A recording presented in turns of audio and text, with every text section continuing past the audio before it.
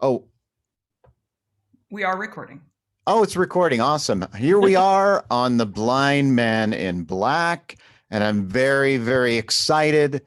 My guest is a opera singer, a manager at a Fortune 500 software company. She is the matriarch of Death Guild's Thunderdome and an aerialist as well, which we're going to learn about. Diva Marisa, thank you so much for being here. Ryan, thank you for inviting me to be here. Oh, thank you. I was a little stiff on that opening. I apologize. A little stiff. I think because for some reason I was just about to ask you, and I would like to just think about it as we go along. But I was going to give you host control if you wanted to play a video of your singing. Think about it, and then Okay. we'll revisit it. Okay. Okay, I do. Um, It looks like I have the share screen option also. So if we really want to do that, we can do that. Excellent. Yeah. Whatever you feel comfortable doing. And I apologize for not asking earlier. It just, as I was pushing the record button, I was like, ah! I think it may have even picked it up. So it's all right. But so how are you holding up through all this shit?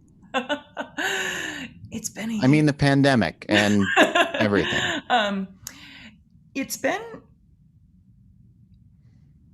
I don't know anyone for whom this year has been. I don't know anyone who hasn't gone through something major this year besides the pandemic, right? Mm-hmm. Um, and so most of the people I know have suffered major loss either as a result of the pandemic or separately of that. My mother-in-law passed away in May of this Uh, year. Um, my my condolences for your loss. Thank you. It was a very weird start to the pandemic because April 15th we got the call that and she was in Canada and we got the call that yeah, my cat is walking across that he's just likes to be the center of attention. He's between me and the screen. What does your cat look like for those listening on the He podcast? is a fluffy orange tabby. He weighs about 12 pounds, and there's a whole story about that I'll get to. Um, he's a I'm complete sorry. Is it a he or she? Jasper. Does he look like Meatball from Anger Management? I Have you don't. seen that? It's with Yes. Oh, he's not that big. okay, okay. Um, he's just got a puffy tail. Uh, Adorable. he's he's really sweet. Um, so April 15th, we got the call that Luke's mother was terminally ill, and we talked our way into Canada. Like we were at the border at 3 a.m. on the morning of April 16th, and I'm not a citizen, he is, and I talked my way in. Um, I think it's because we drove, Mm-hmm. and I certainly was not supposed to be there, and I got quite the lecture, but I was able to be there with him. And then I went home alone, and then he and his brother were able to be there for her passing. And so that was difficult. I loved her very much. She was wonderful, and we were close. Um, and then I came home and I was alone, which was odd. I haven't been alone in years and years and years in my home. I leave all the time, and Luke is here alone, but I'm never in the Right. house alone, and I don't cook. Um, and it was this kind of miserable centering moment. It was a stillness that I haven't experienced in a really long time, and I feel like my pandemic experience started after Luke got home. We kind of had the grieving process and the mourning process together, and then and then our cat and he sent me home from Canada, and he said I want to stay with you here if you need me here, and he said I can't lose my mother and my cat in the same year. Not that the cat was sick, Uh, but he said, go home and be with the cat, take care of the cat. And then in August, the cat almost died. The cat oh got, no. oh my God. So the cat got, for your listeners who are familiar, a normal BUN level, which is a kidney excretion that's measured, that they measure when they're trying to figure out kidney function for cats. And a normal one is like, um, is under 40.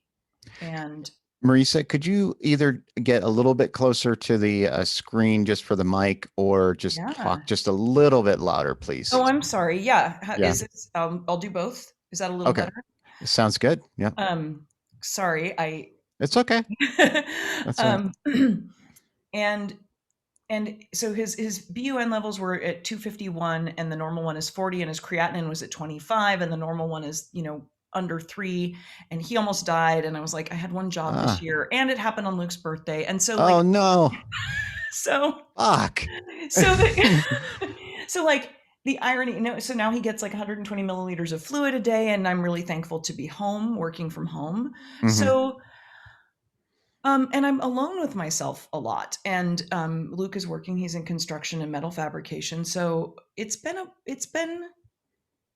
traumatic, but also I've had amazing opportunities to create art and do porch recitals and performances, and to continue singing, um, and kind of revamping how I think about creation and what it looks like.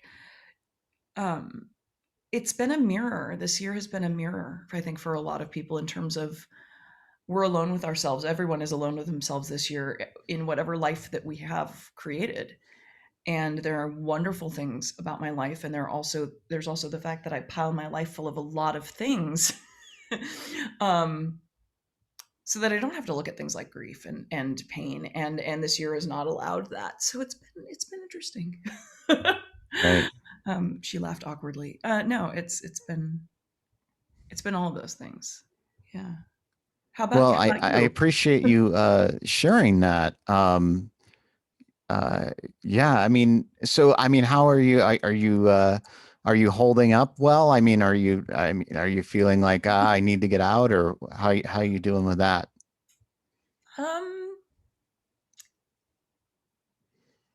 it's so interesting because I will tell you all of the things that I have done, but I won't tell you how I'm doing. And the other the other exploration is has been that kind of in having a lot of friends who are in different generations, specifically in this case, uh, boomer friends with millennial kids or Gen Z kids, or simply my friends who are millennials and Gen Z, um, and kind of exploring the fact that I am on the autism spectrum and this ultimate relief that has been coming over the last year of exploring what that's meant over the course of my life. Like, autism in the rearview mirror, kind of realizing what my struggles have been and why. And so there's been a lot of relief. I imagine that if I were in elementary school or high school and realizing that I was on the spectrum, that would be traumatic and I'd have to be learning coping skills. But I'm in my 40s, and so I have developed coping skills through necessity, and understanding why I have the triggers and issues that I have has been incredibly liberating, and why I've had the issues that I've had. Um, so how I've been holding up is really, it's been raw and honest and difficult and absolutely without a filter of any kind. But um, my I have an amazing husband and partner and a, a really good life and some amazing friends. And so um, it's like everything was stripped away and rebuilt this year. And it's exhausting, but it's never bad. it's never it's never a bad thing to get to a more honest place. So the superfluous things have kind of fallen away and the things that really matter have come to the fore. My family's in Germany. My father and my sister are and my brother are in the Bay Area, and my father and my sister live within 6 blocks. This I grew up really close. I really close Mhm. here. My dad still lives in the house in which I grew up, and his final vaccination was on Monday, so he should be all good to go in just under 2 weeks, which is amazing. Yeah. Um, but my family, my mom was from Germany, and I missed my cousin's wedding this year because I couldn't go. Hmm. Um, Can I back up a little bit? So, yeah. how did you learn that you had autism? Um, through my younger millennial friends.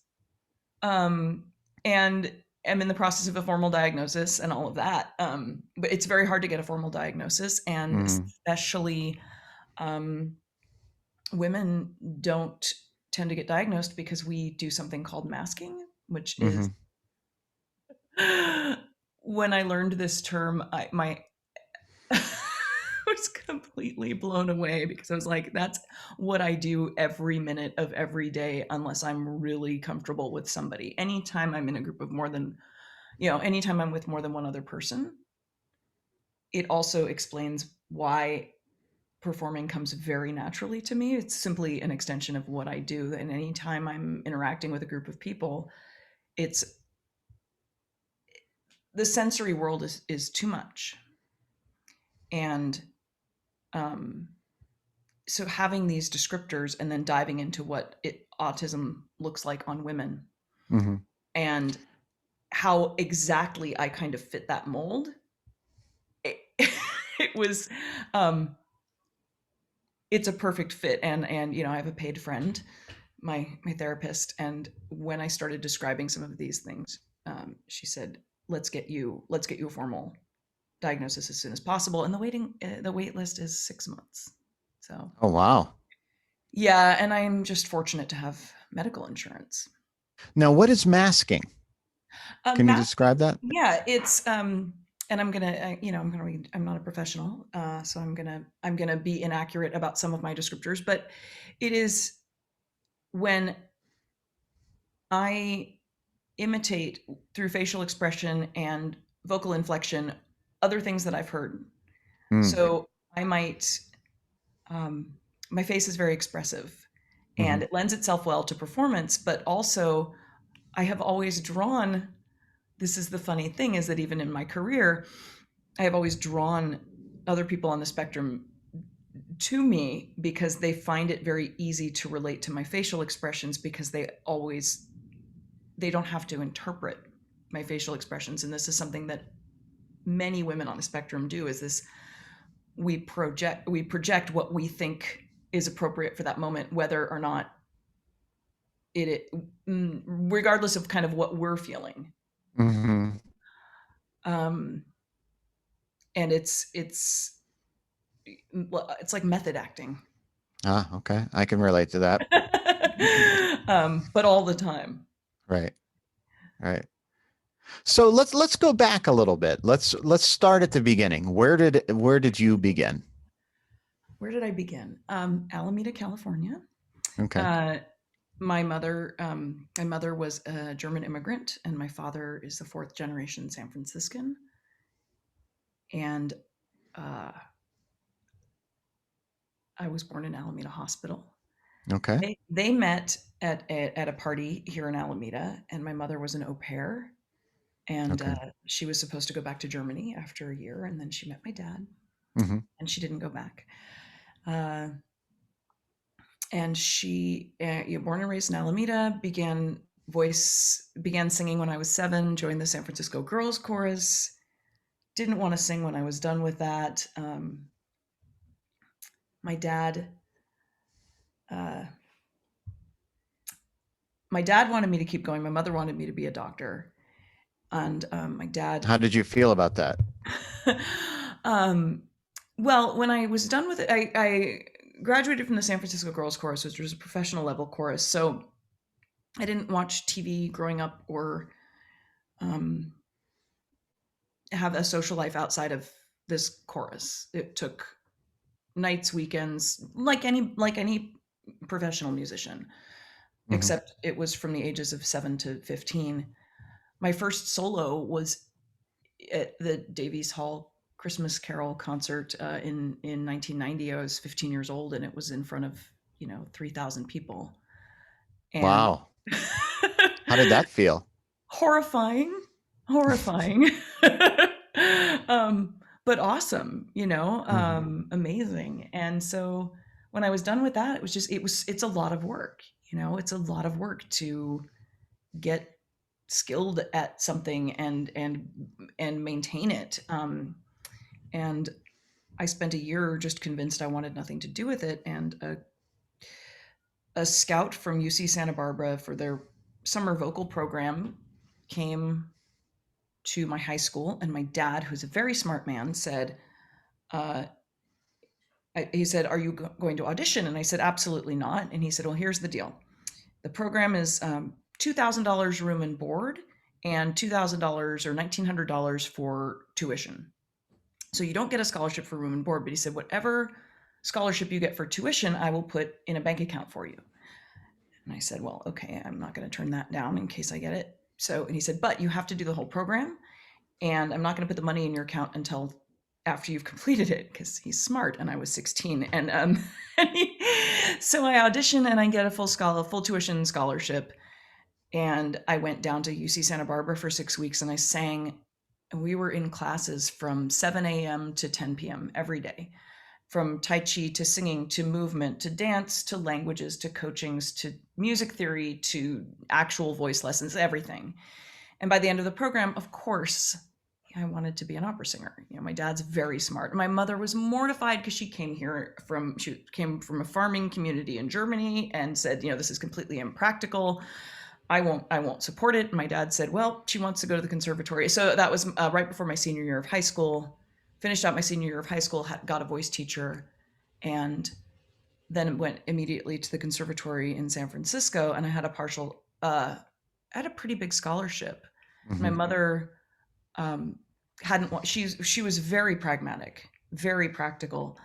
And my dad said, "Well, I'm going to pay for it." So I went to music school.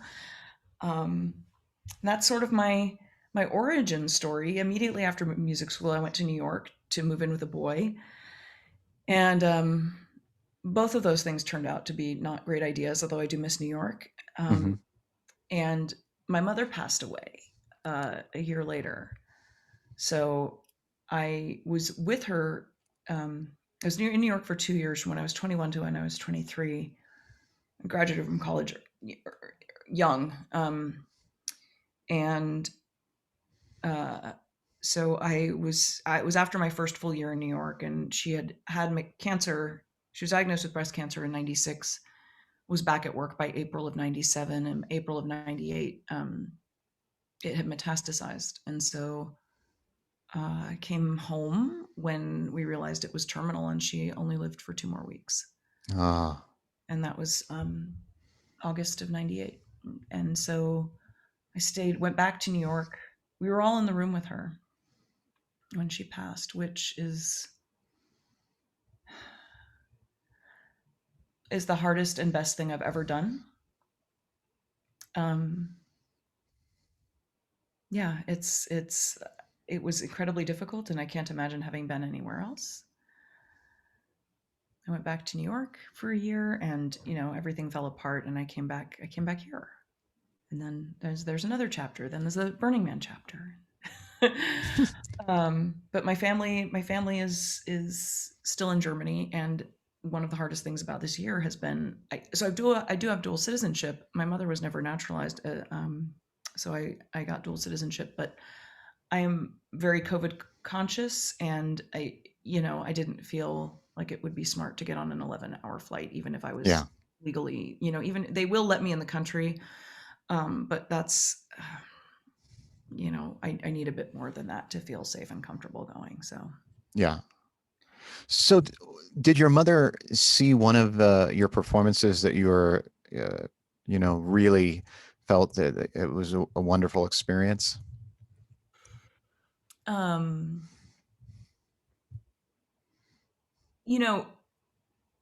Yes, I sang Queen of the Night for a summer program, and I did my senior recital in January. I graduated from college in 3.5 years, and then I spent, because my parents were wonderful. They paid for 4 years of school, and then they're like, "But you're on your own." So I was like, "I'm going to cram as much as I can into this time period." So I got my bachelor's in 3.5 years, and I finished half of the semester units for my master's in 1 semester.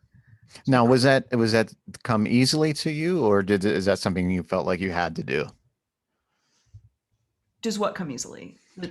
I mean that it's amazing you were able to finish, college early, I mean, I was didn't. that what I mean, was that an easy experience or was it, you know? I can't say how I would have fared at a school with a more traditional curriculum, right? Hmm. I haven't taken a math class since high school. I haven't taken a physics class since high school, but Hmm. I excel at the arts and music and history and literature and languages and English. Hmm. So it didn't feel hard.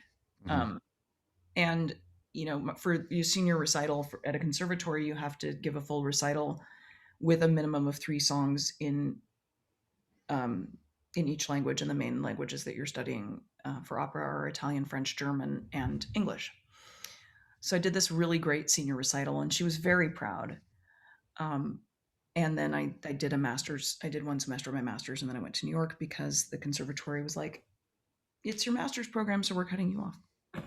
Hmm. I was like, "Well, I'm not paying $40,000 to get a degree that I may or may not ever use." So Hmm. anyway, um, so I didn't finish my master's degree, but I will never forget. So I lived on 17th Avenue in San Francisco, and she used to come over Wednesdays. We used to watch Beverly Hills 90210 together, and it was like it was our San Francisco date night. Hmm. Go get sushi or whatever, and then we would sit on my bed in my tiny bedroom in my apartment, and we'd watch. And we were somehow in near the Castro or near Noe and Market in San Francisco, and I don't know why. We were doing something. It was nighttime, and I sang, just a snippet of. I think if I remember, it was Carmen, which is a mezzo, like "L'amore est un oiseau rebelle," just a snippet, and Hmm. she looks at me and goes, "You actually have a really good voice." And I said something snarky, which is just in keeping with like everything that ever comes out of my mouth, which was, "Well, I didn't cost you and dad all this money for nothing," right? um, but she was not my first audition. I was 7, and she said, "Don't get your hopes up. This is a professional group, and you don't know how good you are." And the whole theme for my life was like my mom, like, "Don't get your hopes up. You're not that great," Hmm. and um, and it lit a fire for sure. Hmm. So that's my moment. She did see some good performances, but really that moment singing Carmen for her in the street was like the one where she kind of realized that I wasn't full of it. Right. Right. And I mean, how did that make you feel when she said that? God, it's been, she's been gone 23 years, and it's like all of these memories are so, every time you unpack a memory, it changes. Um, but like annoyed. Really? Of course. Yeah, Like that I makes told sense. you I was good. I told you I don't suck. But she thought it was so frivolous. Hmm. She was raised in post World War II Germany. And I mean, there was no ever you're gonna marry someone with money. There was no ever this idea that someone was ever in my life gonna come in and take care of me. That was not a narrative that my family entertained. Hmm. And so it was always about like, that's cute voice, but what are you really gonna do? And you know what? I was very angry about it at the time, but they were not wrong. Hmm. she she wasn't wrong. So, also proud. I did feel proud, but like I told you so proud. Not Hmm. not that was a lovely moment proud. So, how did her passing change you? I mean, we can never know, right? Hmm. Because I don't know who I would be. I do know that the relationship I was in, how do I say this? That person will not be watching this. So I can say this is a person who prided themselves on not having cried since they were a child, Hmm. and who said, "Oh, I don't like hospitals." And who, after a few months after my mom passed, and I was crying all the time, said, "Shouldn't you be starting to get over this by now?" Mm. And so if she hadn't passed, I think I would have been in that relationship for much longer. I wouldn't have Hmm. seen this part of them. Um, it hardened me. I didn't know at the time that 22 to 30 is a crucible for anyone. Your brain stops, your brain isn't fully developed until you're 25 anyway, right? And um, and there are tons of hormonal swings, and I thought that that was just because my mother had passed. That time is hell for anyone. Hmm. And it, I'm a, I was always a kind of a hard personality, very, I don't know, I think people would call me abrasive. Hmm. Um, Very German. very German, Hmm. very, very spectrumy. Um, but you might hear some noise. Luke is gonna pour some wine. Um, What was that? Luke is gonna pour some wine. You might hear Oh, some okay. Hello, Luke. Hello. How you doing, man? Living the dream. You will not get him Thank in you. this camera. You, um, and so it hardened me at first. I mean, death is the ultimate prioritizer, right? Death Mm. strips away everything irrelevant, and having that kind of crystallized at a young age changed everything for me. I in a good way. I think that's the earlier, not in the way that I learned it, but the earlier that you can get that lesson about what really matters, Mhm. the better off you're going to be. And I have never, it has made me love the people in my life so fiercely, um and without regret. I have lost a lot of people since then.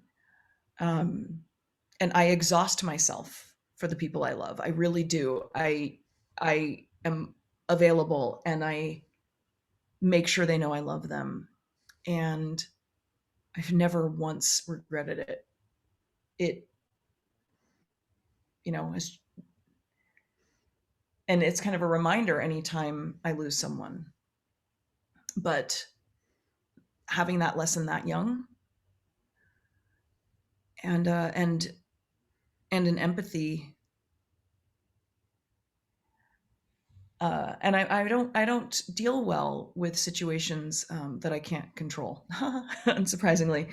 And so having this thing that seems impossible, before it happens, it seems impossible that it could happen at that age. It seems impossible that your 56-year-old mother is going to die of cancer. It doesn't seem real. It seemed until the very last moment that a miracle was going to happen. And when that gets stripped away, when that flicker of hope gets stripped away when you're 22,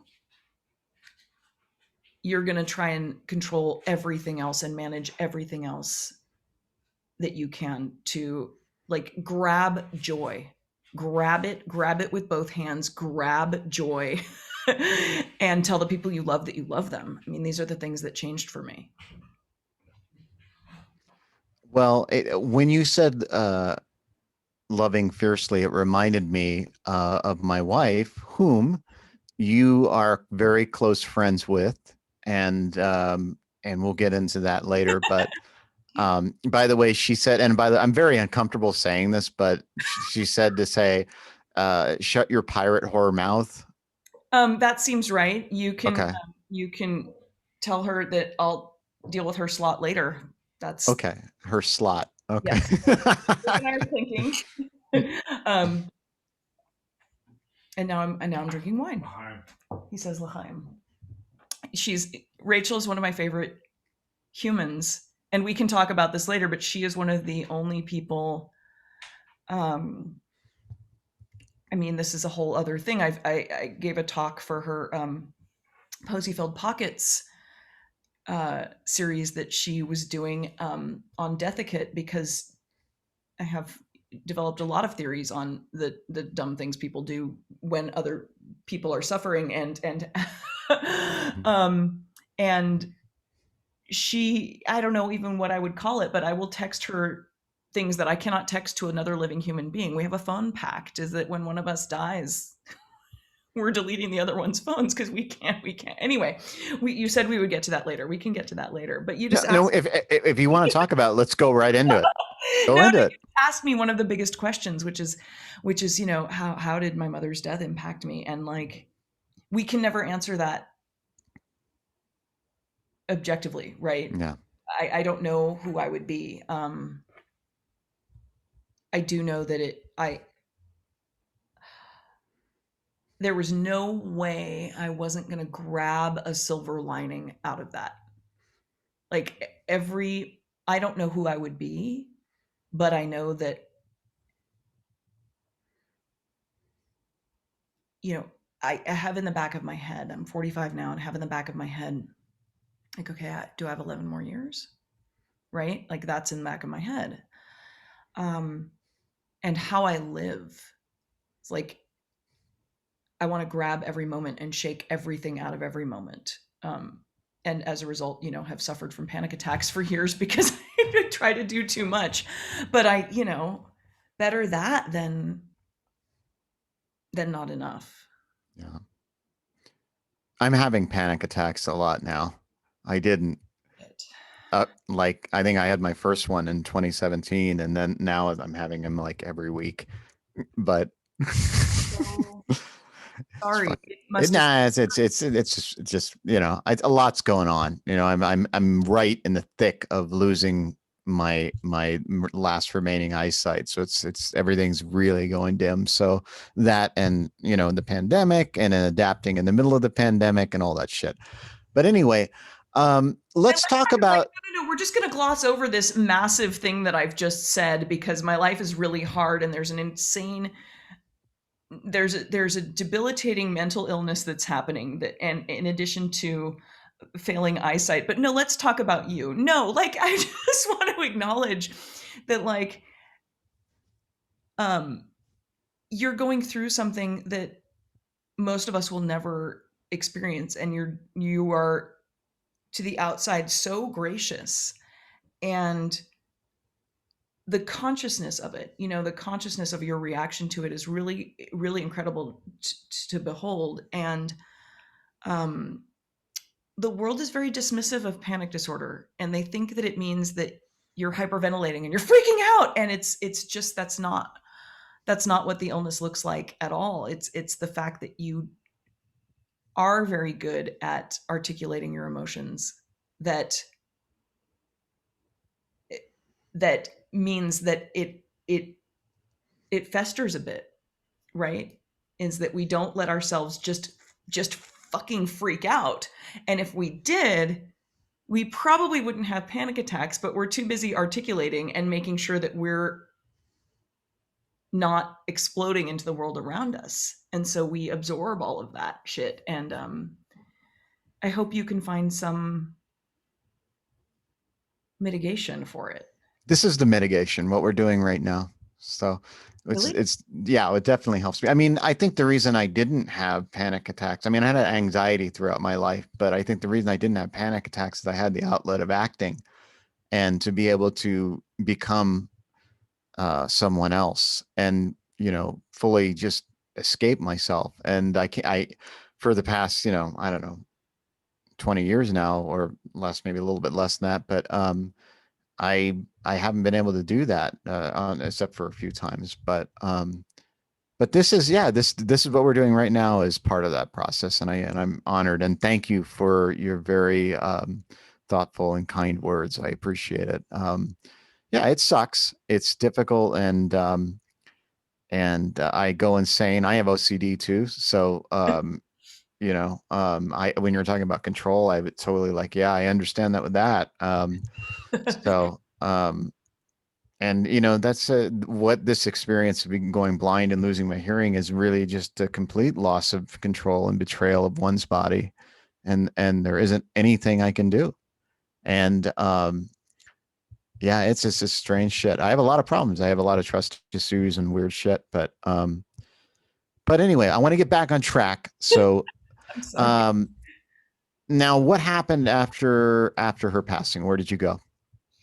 So Did you go right into Burning Man? not quite. So what's interesting is that I was invited in 98, right after she died, August 13th, and I was invited right after that. I was like, I can't. I'm going to go back to New York. I got a job. After months, my dad came and visited,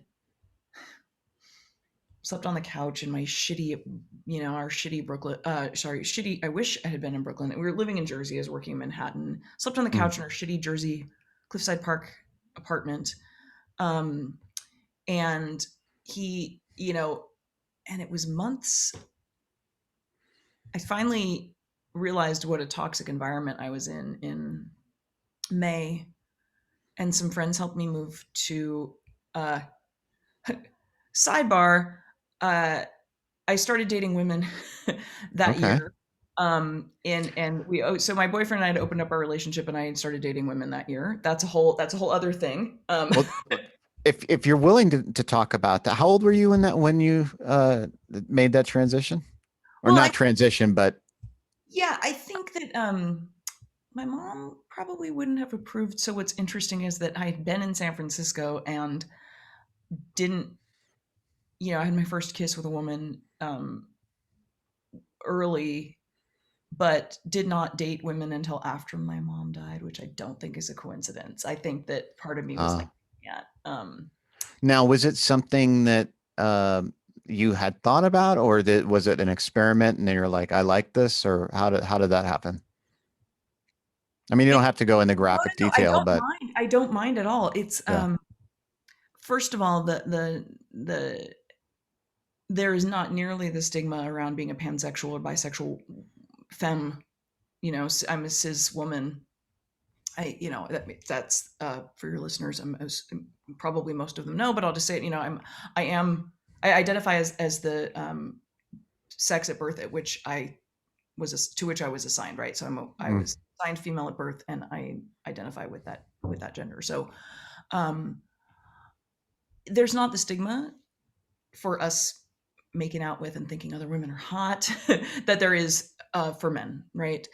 Yeah, So I mean, I right. used to work in the porn industry, so that we call it a girl action.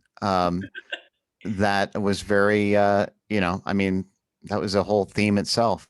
Yeah, Because and don't get me started because there's a whole feminist rant here, but like because straight men think it's hot, right? right. Like that's why it's a trope. And so uh it there was nothing weird about starting to date women to me. Like it was just a natural extension. It's just who I am. Once I started that, I was like, oh, I've always been attracted to women too. Like Hmm. there was no bump in the road to get there at all. So that was interesting. I have wonderful couple of wonderful ex-girlfriends in New York because also it's very common for if you're in a straight relationship, in certain types of straight relationships, it's like, oh, well, you can't date other guys, but I'm fine with you dating other women. So I did. And then when I broke up with the guy, I lived with my girlfriend for a couple of months, and then she was very far upstate. She's wonderful, but like I needed to be home. I was totally isolated. She was so generous with she is a single mom and wonderful, and let me move into her extra bedroom. We were not full time. It was not like I'm moving with my girlfriend. It was, you're going through a really hard time, come move in.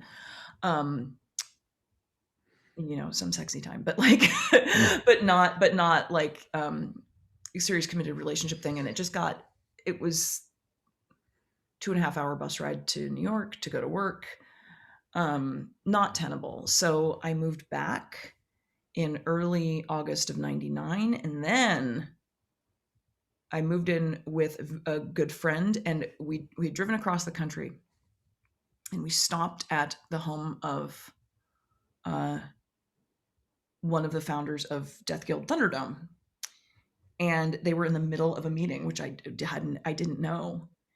But I knew a bunch of the people there because this is all Death Guild people that I've known since the early 90s. And they're like, you should come. I'm like, I don't know. And so then I did, and that's what I did. But did you know about it? Like, did Yeah. you?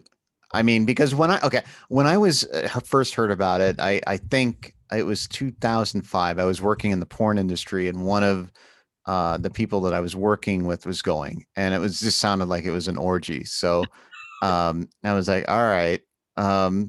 But I mean, it's very different. Like I learned from Heather Jordan, a lot about it. And so did you know about it? I mean, what?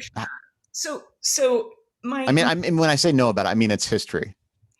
So so the Cacophony Society, out of which Burning Man sprang, right? And I don't know how much the Cacophony Society. Heather Jordan posted this article that described the whole history of how Burning Man started and its roots. And so I got the basic idea of it, and I thought it was beautiful. I mean, how it started. But anyway, go ahead. When I was a kid, we were going to the girls' chorus, and we were commuting from Alameda to San Francisco, and going across the Bay Bridge all the time. And I was about 12, and I started reading about these crazy fuckers who were climbing these bridges and having fancy dinner parties, and I became low-key obsessed with the Cacophony Society. When Burning Man started, and my club security friends started going, I didn't connect the two. I didn't realize that it was the same group that had started it. And then I later, became acquainted with John Law, and it was like, I don't hero worship, but I totally hero worship him. He's a friend, but like,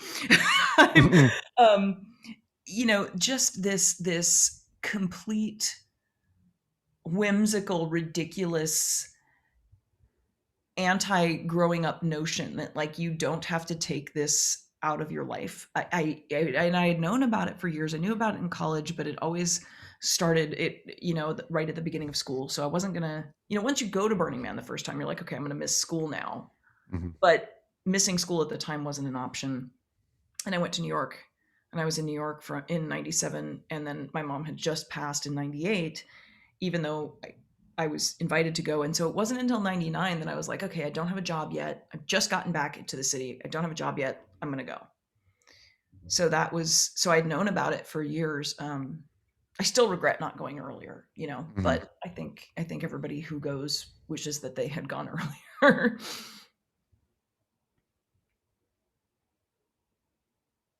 So what does Burning Man mean to you? Like what does it symbolize to you? I mean, you talked a little bit about not growing up, but you asked me, how my mother's death impacted my life, and you asked me, no, that's cool. I'm sorry, did I miss something? No, not at all. These are huge. This is a huge question, right? Right. Massive. So again, I'm not objective about it. When I started going, it was a place I was, scrapping for money, and my main way of dealing with my mother's passing was to get into a lot of credit card debt, so I couldn't not have a job. So when I went, it was an escape. When I first started going, it was a complete escape. It was where I could be and I'm not, I wasn't naked, I wasn't orgying. It was just this place where being an opera singer, riding a motorcycle, building a mutant vehicle, all of that was enough. It was enough for this community. And nobody gave a shit what you did in the world. Like if you were famous, it didn't matter. Like it was like, what did you bring to the event? And it was that opportunity for that self-sufficiency. And much like this time we're in, it was a mirror. It was 100% a mirror of like, who are you in this moment and what are you going to do?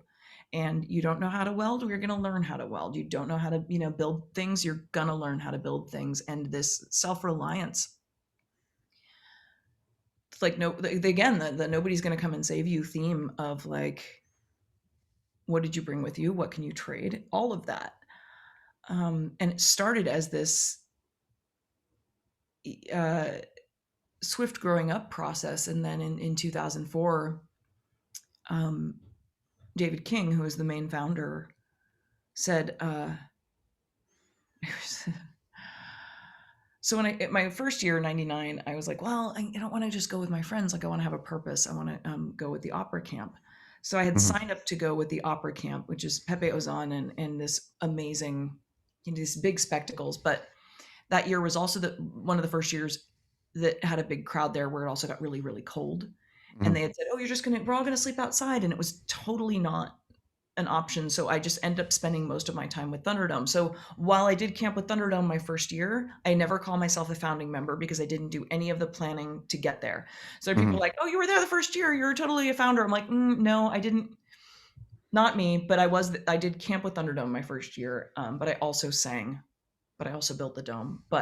And then by 2000, I was completely, I wasn't camped anywhere else. And I brought a mutant vehicle and I went for 4 weeks and I worked DPW and I just was completely in, right?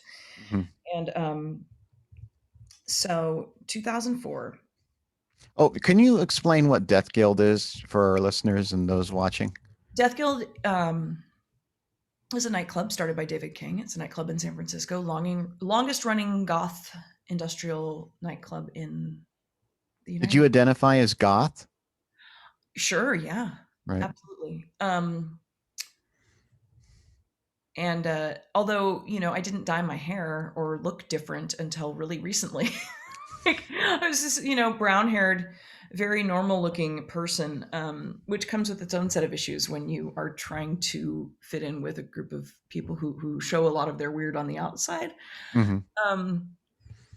But yeah, so Death Guild was a nightclub, and then... Are you saying all your weird was on the inside? I mean... I really, as an opera singer, you have to be a chameleon. Right. And until very recently I was, I have blue hair now, but that's only the last couple of years. And so no, I tucked all my weird away on the inside for sure, but I think that some of the most interesting people do. So I'm sorry, I missed what you whispered. I'm so sorry. I said I think some of the most interesting people do tuck their weird away on the inside. Okay. The most interesting people I have met in my life, you wouldn't look at them twice walking down the street. I think that. Well, that's a whole other conversation about subcultures and people who dress certain ways to signal to each other, but also that there's a lot of interesting people who wear khakis and button-down shirts. A lot of the people I work with, I think, are some of the most fascinating, bizarre, interesting, brilliant people I know. But I'll finish that thought, is that Death Guild is a nightclub, and then Thunderdome was a bunch of the nightclub security, and I did work nightclub security for a few years. But a bunch of the nightclub security who went out to build this dome, and we were just going to fight each other. We didn't know that spectators, other people were going to want to fight. So that's Death Guild. And so there's not a lot of overlap now between the nightclub and Thunderdome, but it has the same roots. And so 2004, I was at the DNA Lounge, which David was a night manager, I think, at the time. And I got drunk. And he's like, I'm not going to go this year. And I said, okay. He doesn't drink. He drinks like once a year. And I said, okay, do you not want it to happen? Do you not want Thunderdome to happen? Or do you not trust anyone to run it? And he said, I don't trust anyone. And I said, do you trust me? And he said, yes, but you had to ask. I wasn't going to ask you to do it. So I said, okay, I have one request, and that's because he's very gregarious and he's a natural leader. And I said, I just need you to, when we have our first meeting this year, I need you to formally do a handoff so people know that this is your doing, because otherwise I won't have the clout or the authority. And that was 2004. And then to go back to your question of what does Burning Man mean to me, it became a like trial by fire management experience that it teaches me more every single year. I had never managed anything before.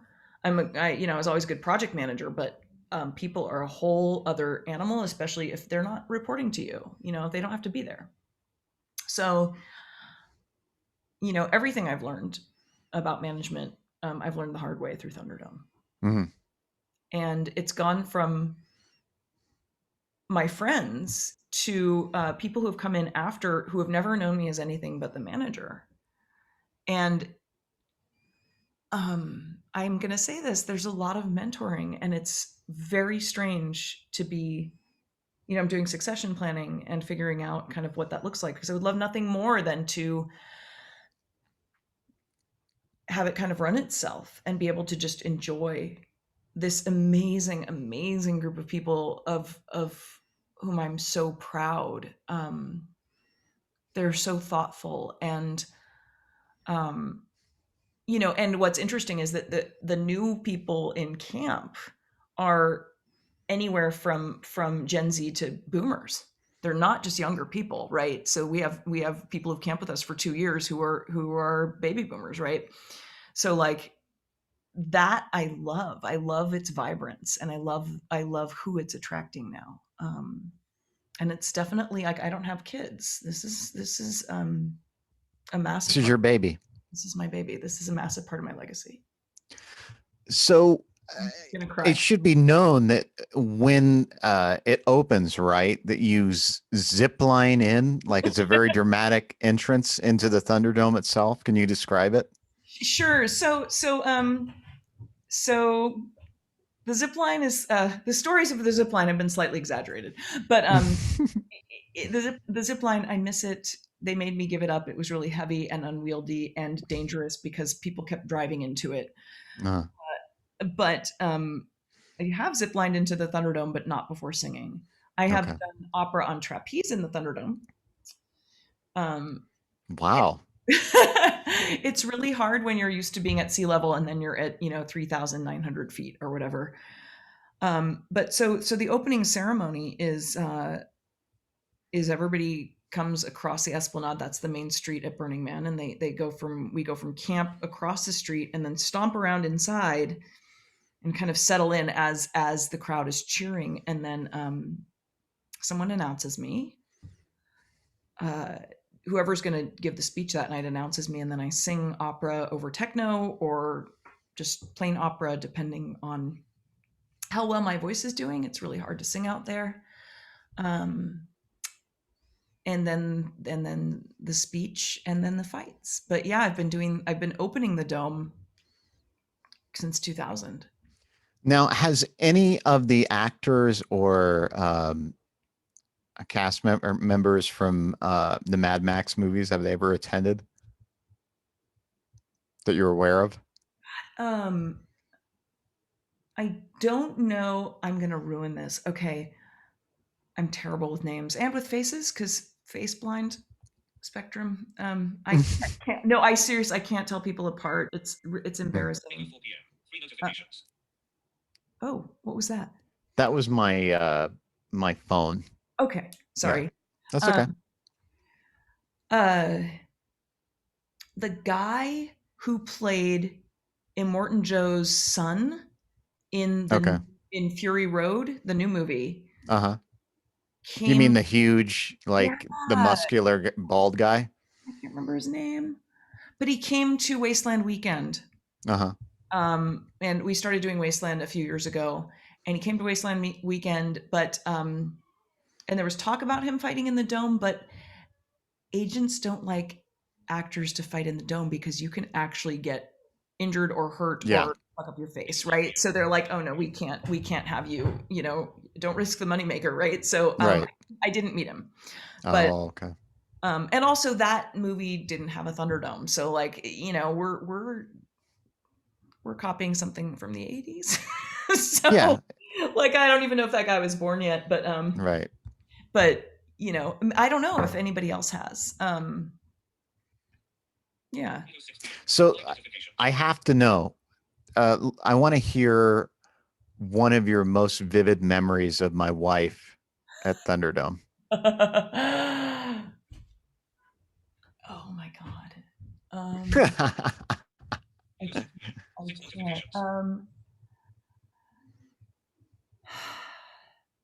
And remember, she's very open. I know she's very open. I know she's Yeah. very open. In 2012, we lost a good friend. I'm sure that you've heard about Donovan. Mm-hmm. And it was unexpected. He fell out a fucking window. I'm still mad about it. And in 2012, we all grieved very hard. And Rachel and I were doing 3 a.m. calls, hysterics, just we were a mess. We were both a mess. And there's a moment, it wasn't in the Thunderdome, because that's work, you know, for all of us, that's work. You know, there's not, even if we're pretending to be out of control, there's no moment where you're in the dome and you're not like on your game as when you're working. You're on it, right? Or you're not in there. Because it's dangerous and you have to be careful and everybody has a job and all of that stuff. So it does not, it might look like we're letting loose in the dome, but we aren't really. But one of the days, and I'm gonna guess it was Sunday because that's after I'm done with most of my singing, and so I didn't have to sing. Possibly. I don't know what day of the week it was. Rachel and I, in our underwear and helmets on the Esplanade, drunk, just shit-piled, grief angry, drunk, wearing helmets in lingerie, like, this is 2012, this is this fucking year. And that she's so unabashed and glorious, and that even like that I can have some of my favorite memories of her be like that, and of researching a talk together. Yeah. That she has in her so many facets, and that Thunderdome is just a tiny one of them. Oh my God, I just remembered another one. Oh shit. Okay, I'm doing it. All right, go for it.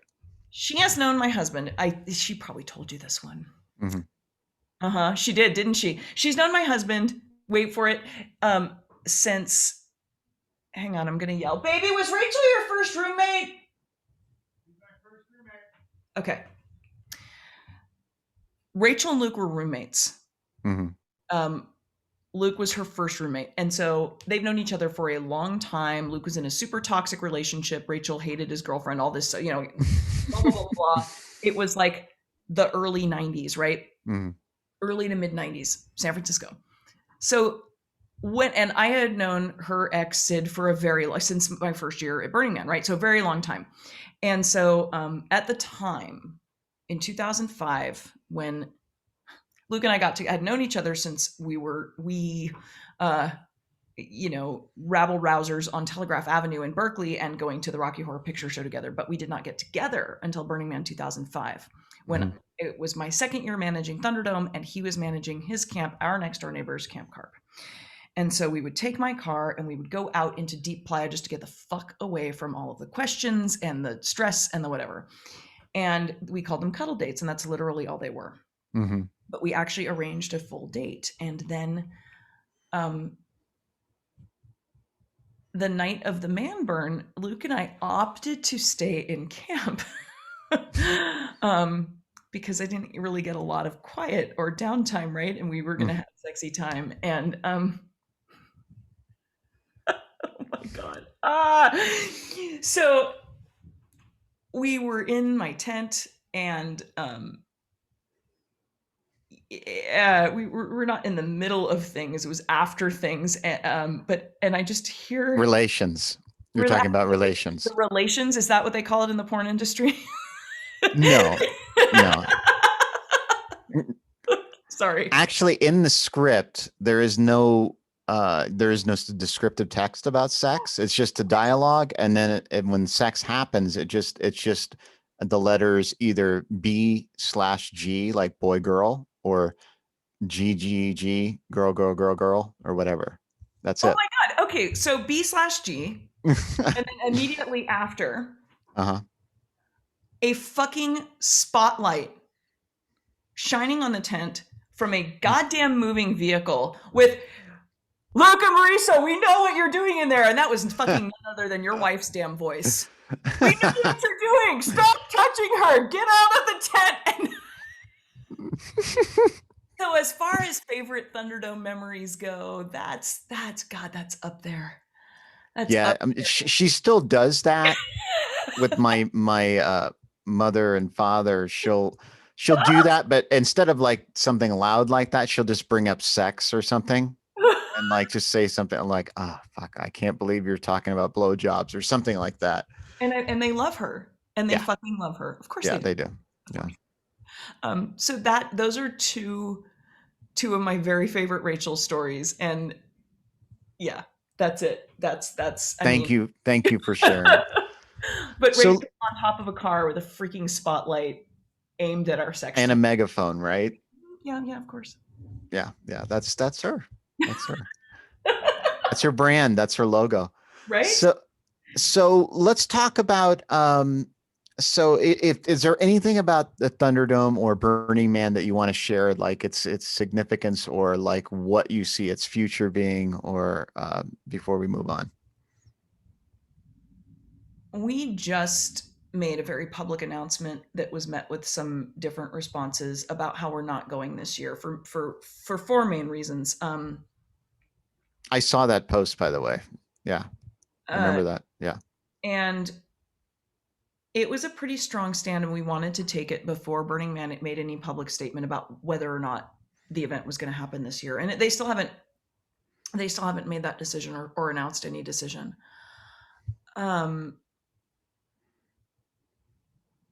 What I'm so proud of our crew who unequivocally were like, look, from a safety perspective, from a disparity perspective, from an impact perspective, we're not. And there was not a single person, at least, who said anything, right? Maybe they disagreed, but nobody fought it. Everybody was on board as like, no, we, our campmates who are in different countries can't plan to come, and our immunocompromised, campmates can't plan to attend until there's herd immunity. Mhm. And I was so proud of our crew, like, leading this thing. And so I've been participating in the cultural direction setting. I was asked as a thought leader to participate in cultural direction setting for Burning Man. And I don't know.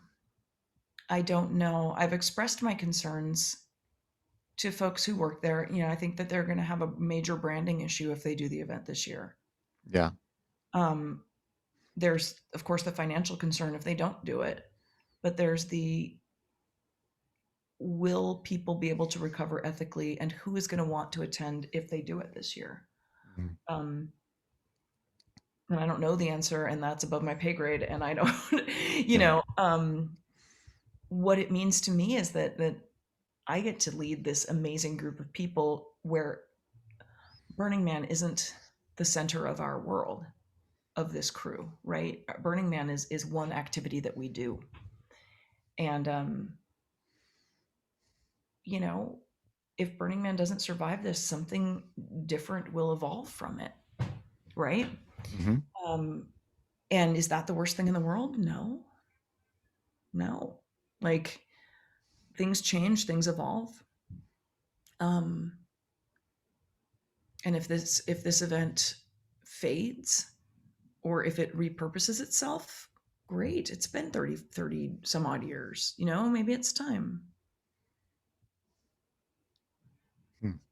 Um, Things change. Things change, but what is interesting is that Thunderdome is no longer the community around Thunderdome is so strong right now. Mm-hmm. And that feels like I get weepy when I think about it. This crew is so phenomenal. I'm like, they don't need me. They don't need me. And that's where I want to be, right? Like from, they might need some of the knowledge that I have or some of the relationships or some of the contacts that I have, but from an ethical core, this group is rock solid and phenomenal, and I'm so fucking proud of them. And like, that's the important thing, is that what goes on is like that legacy is like, that's the core of what will continue. Right. So let's talk about how you became a part of this Fortune 500 software company, and how the hell did that happen? Going from a conservatory to tech. I was young and I needed the money. Mhm. Um,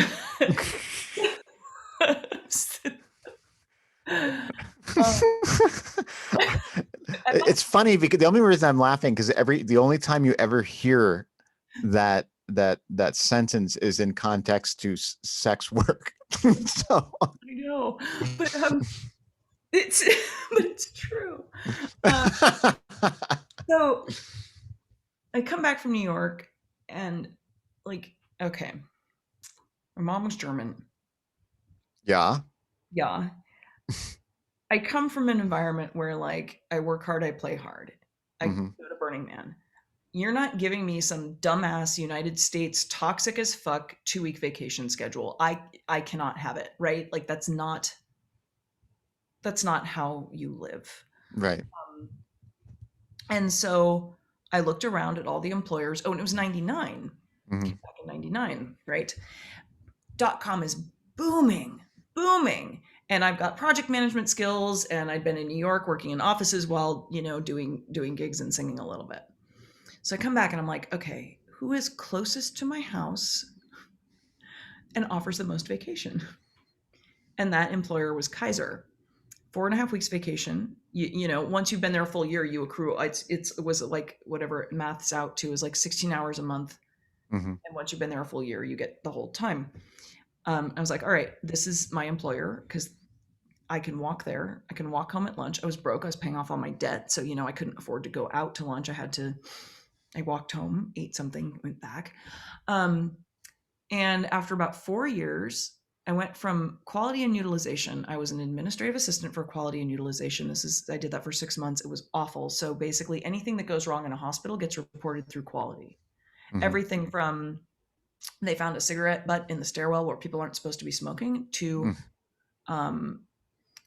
they put the wrong tube back in a baby and now it's disabled for life. Right. And this is stuff that can't be subpoenaed. I spent 2 weeks in a files room going through ER admits from the early 80s in San Francisco. And if you are familiar, and I had a lot of friends who died of AIDS, and a lot of friends who were diagnosed with HIV. I was singing with them, right? As a 12, 13-year-old, I was singing with the San Francisco Gay Men's Chorus. I was singing with the SF Opera Chorus. And this is a whole other conversation, but the city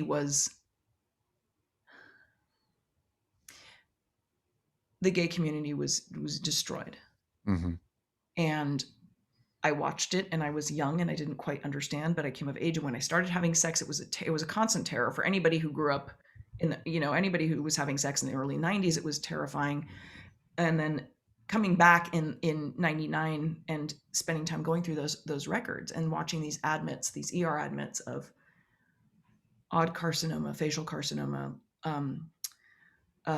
pneumonia, rare strain of pneumonia, right before there was a word for it. Mm-hmm. And then going through all these files, and then it finally had a name.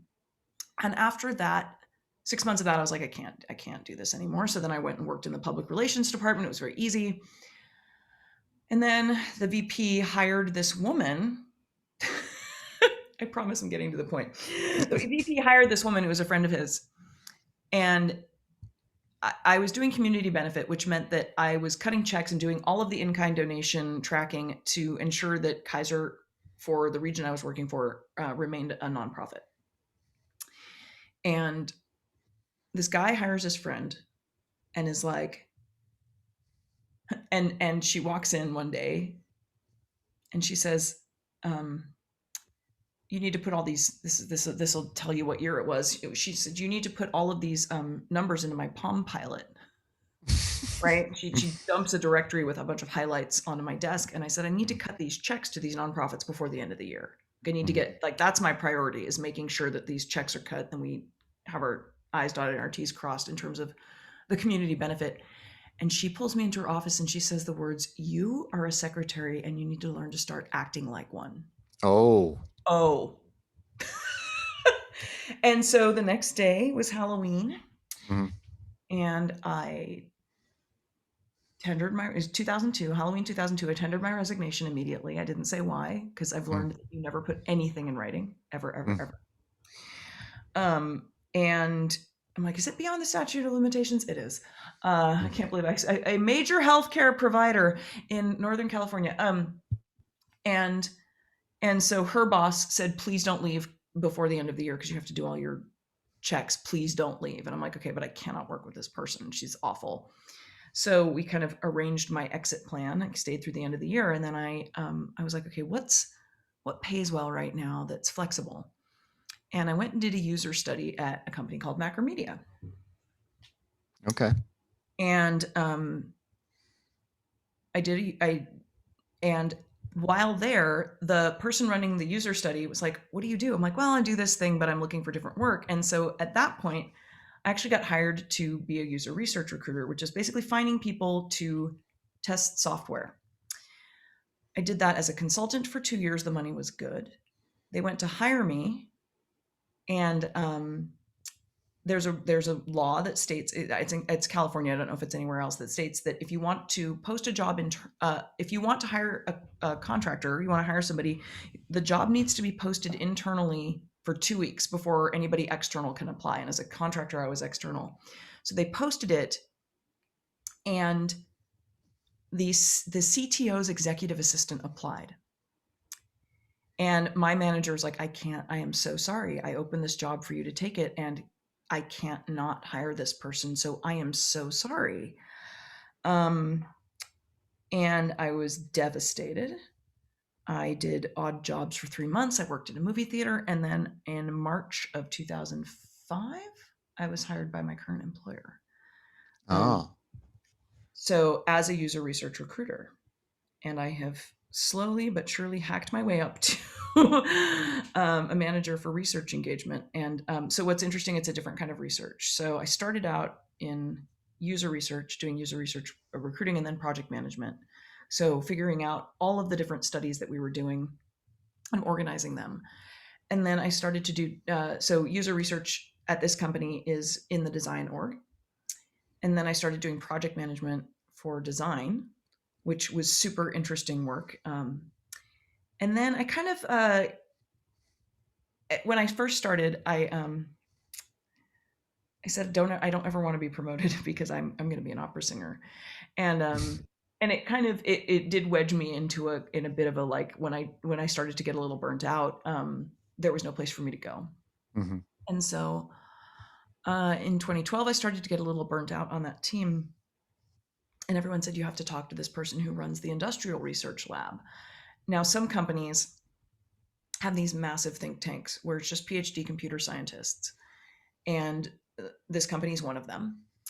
And it's just all these brilliant minds that are coming up with new algorithms, new science to make your software do really cool shit. And I went and talked to the VP of one of the labs. There were a couple of labs at the time.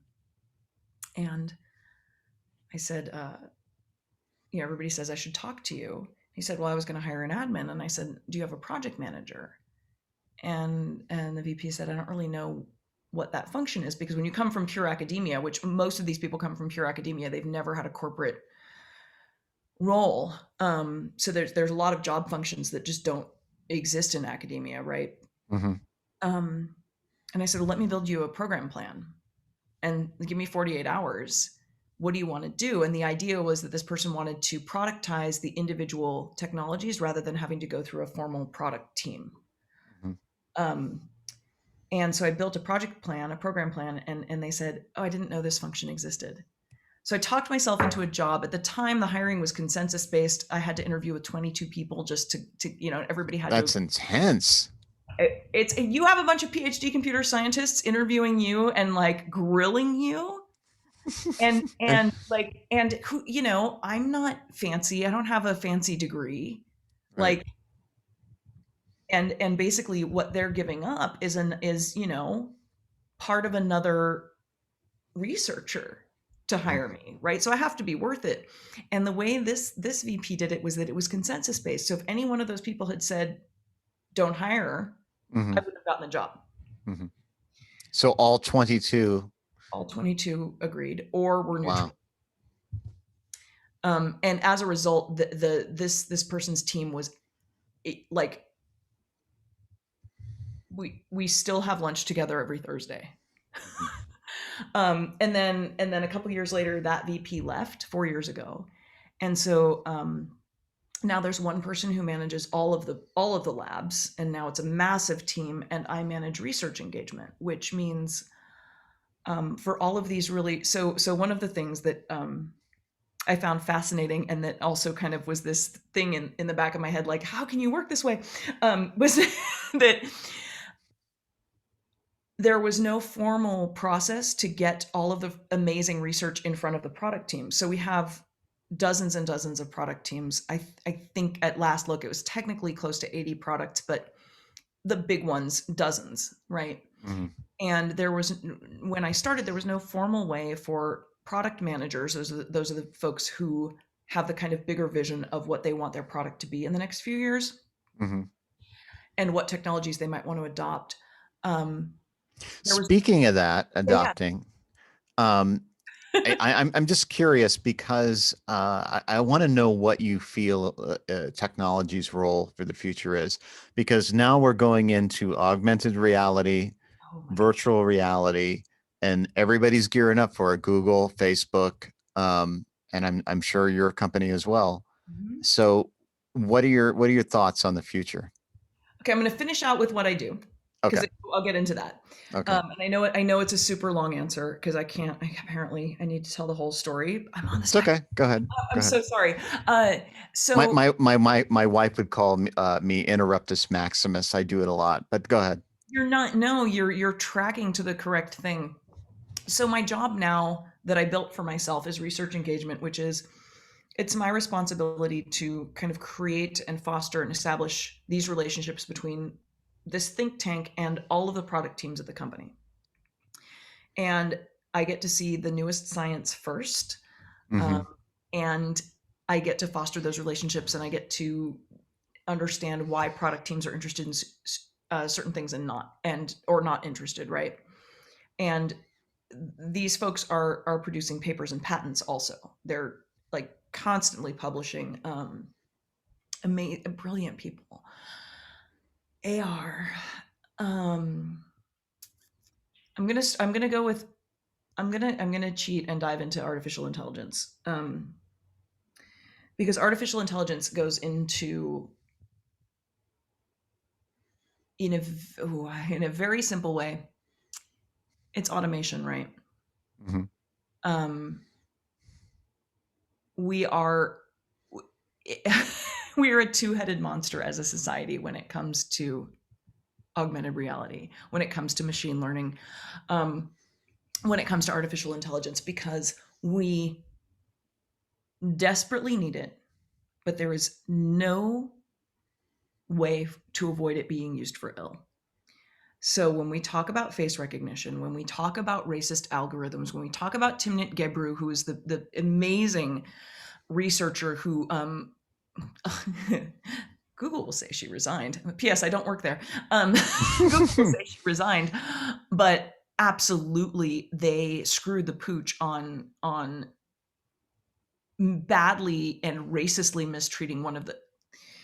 If you don't know about Timnit Gebru, Dr. Timnit Gebru, she was hired to run the diversity and inclusion lab like a computer science lab at Google. And then when she went to publish a paper that told them that their main data set, one of their main data sets on which they train a bunch of their algorithms, was biased, they silenced her.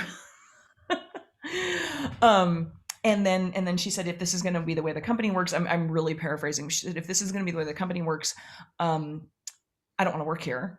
And so they said, we take your resignation. I'm like, oh my God, this is unheard of. So now, like, no, Google has fucked up badly. And so where I think this is going, have you ever tried to tell someone that they're biased and have them accept it? And what do they react? How do they react? Right. And people who are brilliant and wealthy and incredibly privileged, in order for these companies to survive, will need to learn to say, I fucked up, I was wrong, I will do better. As with everything else in this world right now. And it's a big fucking question because, especially in the United States, where you have a certain kind of person who has access to a PhD, right? The most privileged people have access to that level of education. In other countries, it's not necessarily the case, right? Where education is covered, there's it ends up being much more egalitarian. But in the United States, only people who have access to certain kinds of things have PhDs. So are they willing to hear, if you don't want to have a biased data set, then you're going to need to unbias everything about this research process. I don't know if you've heard about this, because the algorithm for it was trained on mostly lighter skinned people, a self-driving car hit and killed someone of dark skin. I did not know that. No. So this is the kind of thing that we're going to start seeing more and more. And so what I think of AI and VR and I mean, so sorry. So it is two different questions. So AI is really artificial intelligence and machines learning through processes, right? Machine learning is really where I spend a lot of my time. And it is in the process of changing the world. It is automating things. But it, as with so much technology, it relies on the users to be ethical. And I don't think these are new problems. When it comes to the potential for virtual reality, so let's bump over there for a minute. Holy shit. I came up with an idea when we did virtual Burning Man. Are you familiar with the app Be My Eyes? Yes. Okay. I think Jonathan Vona is one of the eyes for it. Oh, fantastic. I think. I'm not sure. But anyway, go ahead. So after we did, virtual Burning Man last year, there was Burning Man in VR as one of the events that they hosted. I had this idea that, what if, and I wrote a long post about it, and Burning Man actually published it. We have this, we're a digital society now. We are fully digital, and there is this worship of the analog that is fascinating to me, but also false. And I think that where the interest lies, where the sweet spot is, and what I had suggested was, what if you had what if we stop trying to make Burning Man this analog event, right? Like, oh, be present now. Okay, but that's ableist as fuck. It is privileged as fuck. You have to be able to physically get to Burning Man. You have to be able to physically survive and function at Burning Man. You have to be able to afford to get to Burning, all of these things. But what if people who attended had an app Be My Burn, whatever it Mhm. is. And people who couldn't attend for whatever reason had access to a map, a virtual map of Burning Man. And if everyone with one of these apps installed on their phone, it appeared as a light, or if it were some braille, if it were raised right on a virtual map, and you could tactily feel or see, right, if there was a light where someone was, and you could ask them to open their app right now so that you could see what they were seeing, hear what they were hearing, experience what they were experiencing.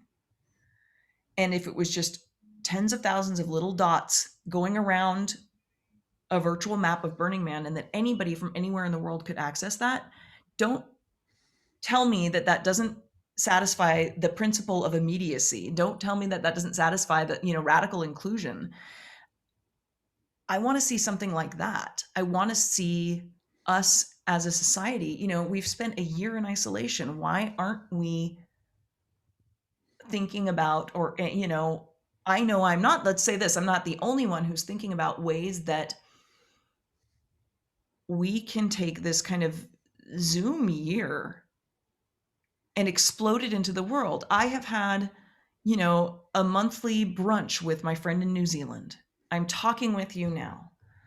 I'm hanging out with people that I didn't talk to as much as I did before, because everything has been equalized. So why aren't we doing this when we get back into the world? So that's what I think of virtual reality. That must be the next step if we want to be honest about inclusion. Right. Yeah. The question is, do we have the morality and the ethics to use it properly? And I have a friend who's he went to West Point. He's an Iraq veteran, and he's now he teaches peace literacy, and he actually talks to tech companies about this issue, because and he does all his teaching now through VR too, because he can do things in that environment that he couldn't do anywhere else. And his question is like, if we're going to do this, how can we have the correct literacy? And that's why he teaches peace literacy in relation to virtual reality. So people are going to abuse it. Yeah. And sorry, Brian knows where I work, but you know where I work, and you know that it is a very our main software for which we are known is one of the most abused pieces of technology in the market, right? In terms of for ill. Mhm. And it's a big question. It's a big question. Content authenticity, which is confirming that what you're looking at is real, is a huge conversation, because there will always be poor players. I had somebody tell me, here's how nefarious information is stored in one of your file formats. Mhm. I was like, what, and it's people are going to look for this. People will always look for this. So if we can't solve the problems of the world, does that mean that we stop innovating? Right. Or we curb our innovation? And this has been a question from cars to guns to every innovation that has ever inadvertently or purposely killed or maimed or damaged. It's always been a question, because there are so many misuses for technology too. And how do you solve for evil? Right? That's not something we build in. Mhm. So I want to get to some wild stuff that you do. Now you drive a motorcycle, I do. and I heard something about you were driving down steps for an event or something. Like, I'm that not sounds dangerous. I'm not a stunter at all. I'm not, and I didn't spend enough time. The really, really confident, good riders are people who spend a lot of time on dirt bikes. I did not. Mhm. I have a very fast leader bike, and I can go real fast in a straight line. Mhm. but I was hired. I work with a circus troupe, Velocity Circus, and they hired me to ride my motorcycle down the steps of San Jose City Hall, which are these big, wide, shallow steps, Mm-hmm. terrifying, and then come up onto the stage and sing the aria from The Fifth Element, which is like my signature Mm-hmm. opera or techno aria. And so I have done that, but I don't, and I love riding. I have a 929RR. It's ancient. It's 20 years old this year, but I love it, and I can't seem to get rid of it. Mm-hmm. It's a Honda. Um, I yeah, I've been riding since I got my license before I went to New York, Mm-hmm. and then I thought I was going to finish my master's and then I was going to get my motorcycle and stay in San Francisco, but that's not what happened. So I didn't actually end up getting my first bike until 2000, Mm-hmm. and it was just so much cheaper. Mm-hmm. Everything about it was less expensive, and I love it. Like, I've been subscribing to Road and Track. My dad brought me to vintage car races at Sears Point when I was 12, and I have been addicted since then. So for my 13th birthday, I got a Road and Track subscription, and I am just like every 12-year-old, 13-year-old in the 80s, I wanted the Lamborghini Countach. Like, I was not an original kid, but like, and in terms of like non-traditional, I didn't realize that it was unusual that my dad brought me and not my brother to that event. Like, I didn't think anything of it. And I did these gate class, gifted and talented education classes, and for high IQ kids. And one of them we did a science one, and we did there's a whole diatribe about how great it is to separate children based on IQ, but I can't even, like, oh my God, the 80s, what a terrible idea. But anyway, one of them was acting, and I had already been singing for a few years at the time, and they had everybody write down the role that they wanted. And we were doing Macbeth, and like I just wrote, I was like, well, I want to do Macbeth. Like, of course I want the lead. I didn't even think, and I do identify as a woman. I'm cisgendered, but like, it didn't occur to me, like, why can't I play a guy? Mm-hmm. I don't care. And my mom thought it was a bit odd, but my dad never backed it. Like, he always thought it was the most badass thing ever, and he just fully supported me. And so, like, for everything in my life, there hasn't been this, partly because I'm on the spectrum and partly because of how I was raised, sexism was never the first thing that came to my mind when somebody was being a dick, right? Like, it never occurred to me that I was being interrupted because I was a woman. It never occurred to me that somebody was taking my ideas, because, all of this stuff, it was like, well, that's weird and rude, but I don't understand what's happening, because, and they ended up giving me Lady Macbeth is the punchline. And that was fine. But like, but, well, all the perfumes of that, sorry. Having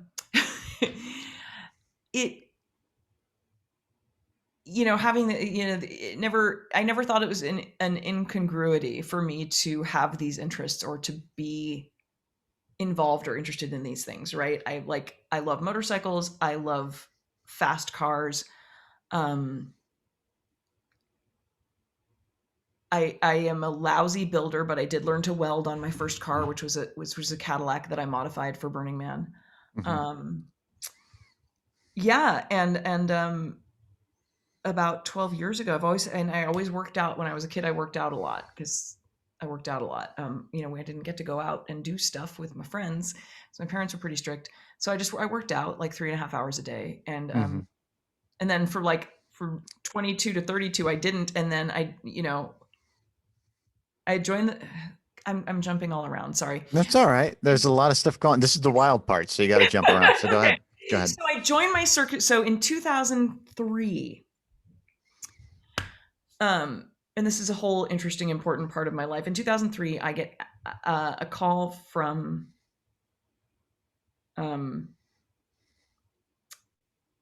a circus troupe. So I started singing at Burning Man in 2000, and then I started singing for Decompression, like they're out the Burning Man events, not just Thunderdome, in 2001 or 2002. And my friend Stephen Raspa, who had invited me to sing at Burning Man stages, got this guy, Greg Angelo, to come and hear me at a Burning Man event in San Francisco at Decompression. I think it was in 2002. It's 2003. I get this call. It's like, we need somebody to sing the piece from The Fifth Element. I'm like, well, that's my thing. So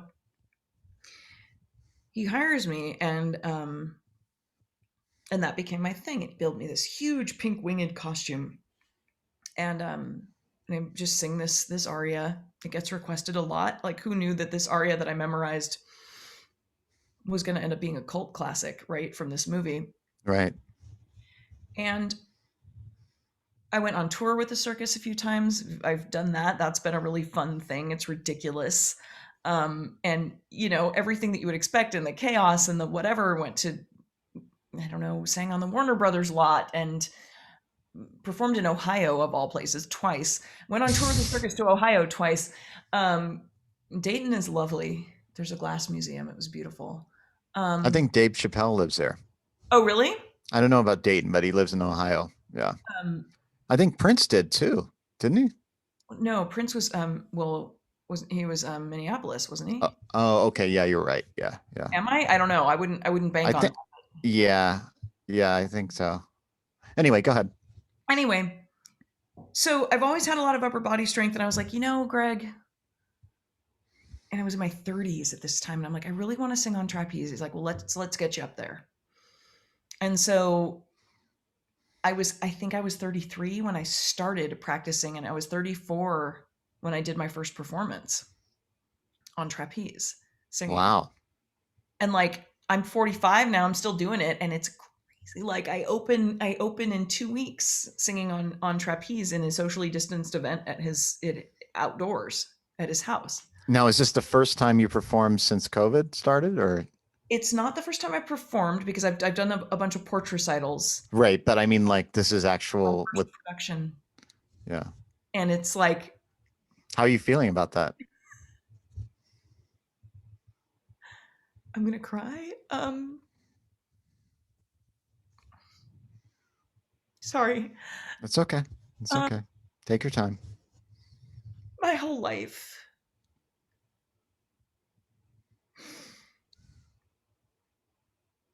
my whole sense of purpose, when you talked about, like, the best way to not have anxiety is to become so invested in a character, right, that you are not yourself anymore. People think that performers are egotistical, and I think it's so misses the mark, because I want to tell a story about someone who's not me, right? I don't want to tell my story. I want to become so in another character's skin that you don't think you're seeing me anymore, that Marisa just disappears.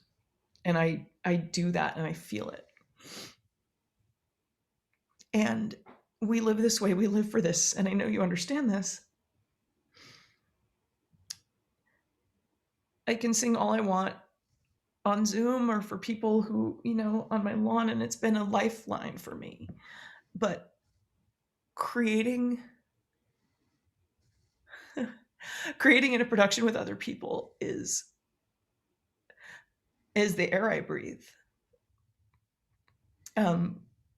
Creating experiences, that's what Thunderdome is. That's what I do at work. That's everything. And to have that taken away and to be unable to do that has been devastating. And there are so many people. The only thing that's kept me going is how very not alone I am in this. Every producer, technician, performer, director, lighting tech, stage manager, every one of us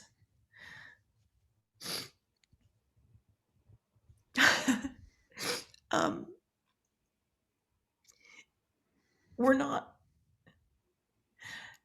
especially classical arts, for fuck's sake, it's so hard. It takes months to memorize a role, and then you get to spend like 2 nights on stage with it. You're not doing that for glory. You're doing that to tell a story, and you're doing it to tell a story with other people.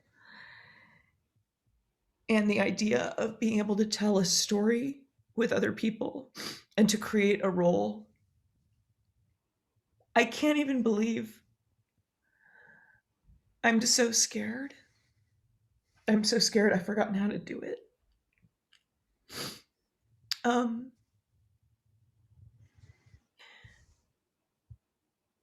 I want to make sure I can honor it because it's so important. Being invited to create something like this, there's no bigger honor. You know, there's a million people who want to do this. So to get to do it, how fortunate. So I'm scared and I'm so excited. I feel lifted. I feel like I'm seeing light for the first time in a year.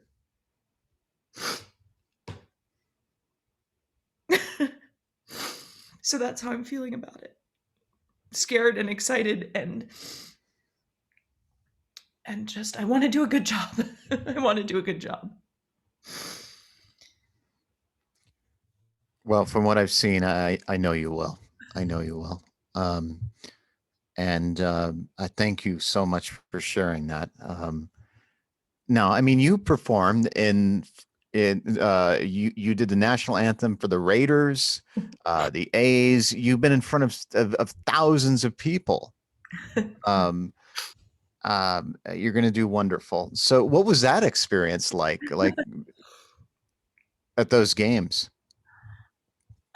Ooh, so I've had a few big audience moments. Those were my first, right? Well, my first solo, like I said, was in front of 3,000 people and it was terrifying. The Raiders, I got asked to do the night before. I was a stand-in for Lainey Kazan. My mentor, Frederica von Stade, who's an amazing mezzo who lives in Alameda, recommended me for it. They called her, she wasn't available. And there is a visceral experience of walking onto, so first of all, we got Lainey Kazan's box, and I'd, never been in a box at a sports game before, and it was at the Oakland Coliseum. And, it's very tricked out, right? Like I got picked up in Al Davis's limo. He was the owner at the time, and like it was nice. And like I'm in the box and they've got like all the food you can eat and I can't eat anything. I can't, I'm terrified. And there's this visceral experience. My brother and sister were there. And you walk down, you get brought down, and you get to do a sound check earlier, and it's like a multi-second delay, which is very hard to sing against. And then when you actually do the thing, you can't see. There were 62,000 people there that day.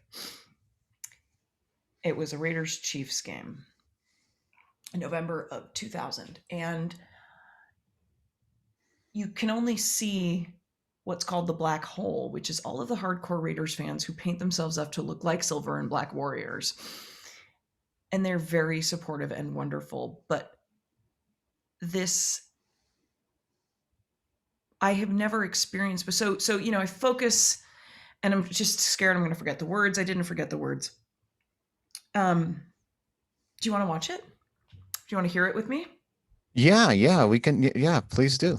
In just a second. We'll get this up. So this is in 2000, right? Raiders game. Mm-hmm. Oh, yep. I'm going to mute for just a second to make sure that I have the right. Okay, yeah, that's fine. That's fine.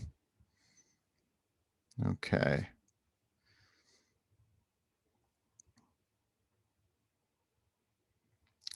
Still waiting. Don't turn off the podcast or the YouTube. I'm not turning anything off. You ready? No, I was just talking to the listeners. Oh. Oh, it says host disabled participant screen sharing. Okay, so hold on one second. The other thing I could do, if your computer will tell you when you have a link, I can put the link in the chat for you also. It'd probably be easier to do the host thing, but you may have to stop the recording at the end. So, or you can give it back. Let me see. Hold on.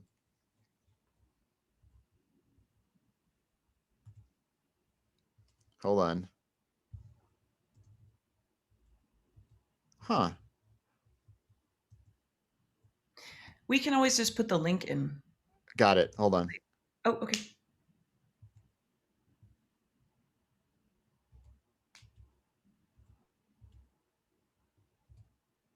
Hold on. Hold on. Okay. I'm going to have my wine.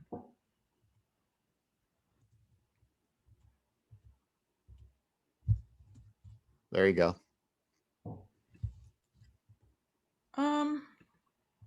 It's not. Oh, I'm the host now. All Did it right. work? It did. Okay. Sorry, everybody. I haven't done this before, so this is an experiment on my end. Sorry. No, it's okay. This should go. Here we go.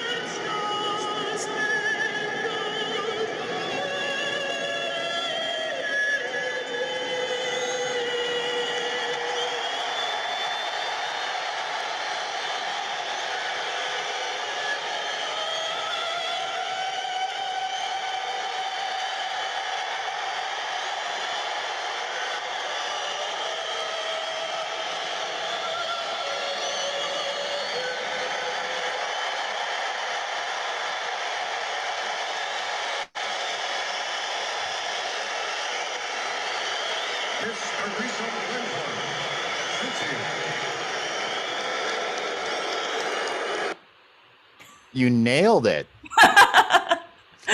I had chills. You nailed it. And I have to ask though, that moment during the land of the free and that pause right there, and the audience was with you. How did that feel? Brian, when I am scared to go on stage, that is my moment that I come back to every single time. It is undeniable and intense and amazing. And this rush, this roar, it's deafening. It's like when I got back to the box after I sang, my ears had that thudding like I'd been to a concert. You were like a rock star. That's what it's like to be the Beatles.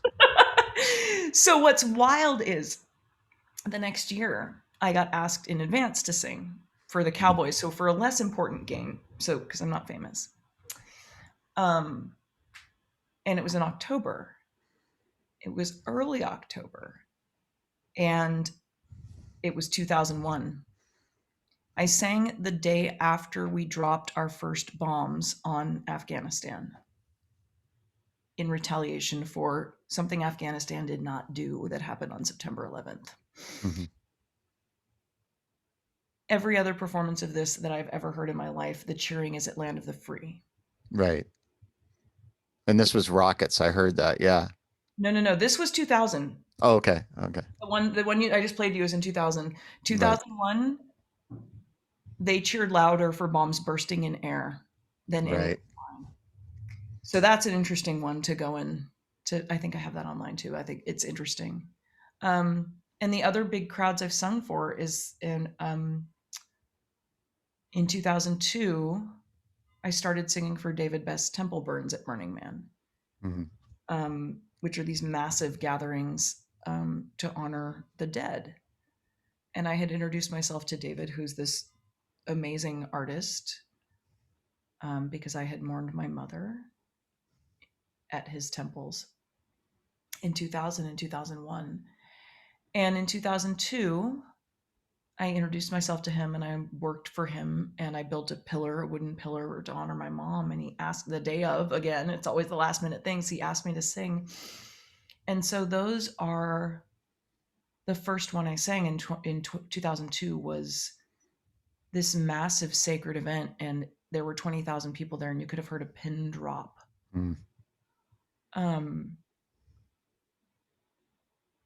So I've sung for these big crowds, and they're definitely like, it's an ego boost, right? Like if I need to reach back into something, if I'm feeling insecure about something, I can go to this moment and be like, if I can do that, I can do anything. And that's 100% what they accomplish, right? It's these big moments of like, and also you've performed, that it feels like when you're really in character, it's like someone else did it. You're like, well, yeah, but that's not really me. That's someone else who did that thing. So. Or don't remember it. Isn't that wild? Yeah. Like you get off stage and you're like, did that just happen? Yeah. My hardest role that I ever did was Norma.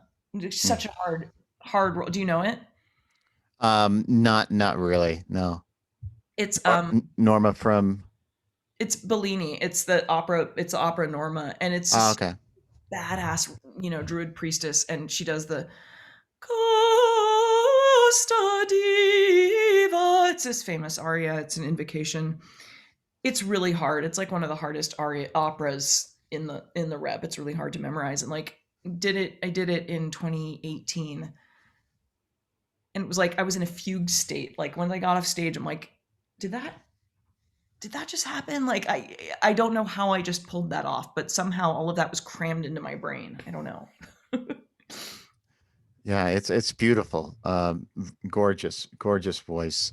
So I want to ask you something. I know I asked you this before, and I think you sent me an email about it today, but I didn't have an opportunity to read it. I was like, I'm gonna wait a minute. I'm not gonna look at this right now. I want to be present and read it and then respond. And I ended up getting a chance to read it.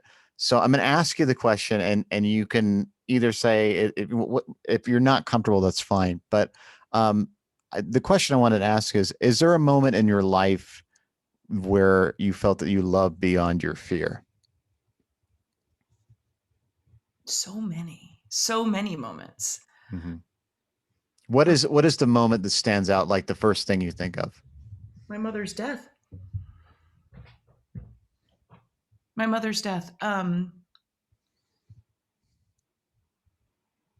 And being married and taking on Thunderdome. Maybe not in that order.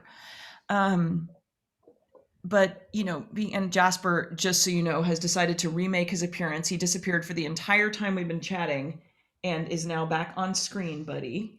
How does he respond to your opera? Oh, I sing all he doesn't even notice. Oh, okay. Like he's completely inured to it. Thank goodness. Unless I'm doing something really crazy high, he'll just fall asleep on the floor of my studio while I'm rehearsing. No, I'm so glad because I know that he has not lost his hearing because he still responds if I do that, he'll like jump from any place in the house into the bed or wherever I am. So I know he can still hear.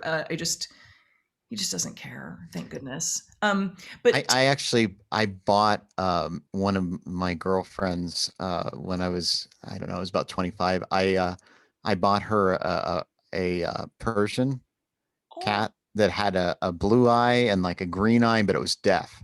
And a that was Bowie like a very common thing. And that cat would climb up on shit and knock stuff over all the time.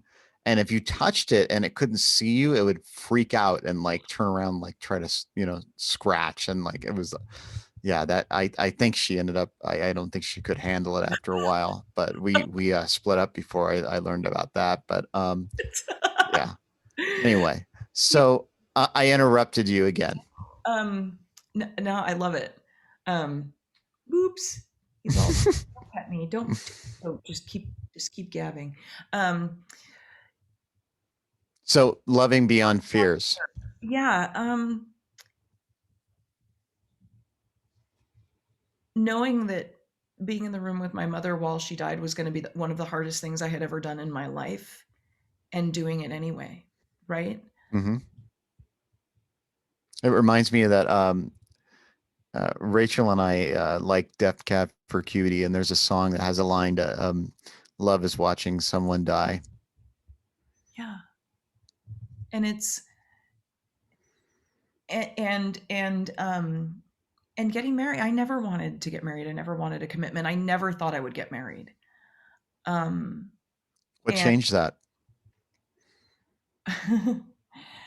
we're very pragmatic. We bought a house together, and then we had a very serious conversation about protection of assets. I'm sorry, it's not more romantic than that.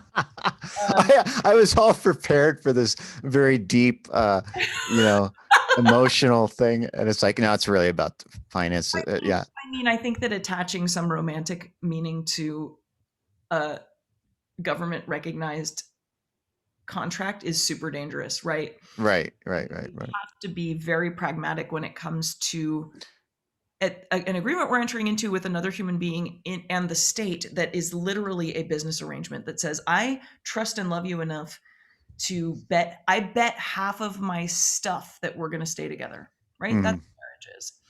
And so we don't have kids. We didn't plan on kids. And we talked about protection of assets. The conversation initially happened at the top of a ski slope where Luke was preparing to go down a cliff, and we had a conversation about life insurance policies.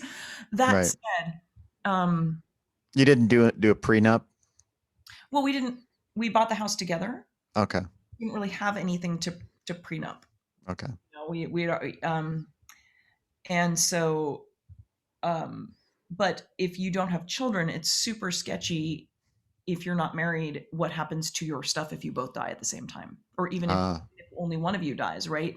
It's like, if you're not married, it opens up the door to anything of somebody claiming that half of Right. stuff. But if you're, so that said, obviously I love Luke madly, and I'm very independent. I've always been really independent. The whole childhood thing of like, you're on your own, you're responsible for this.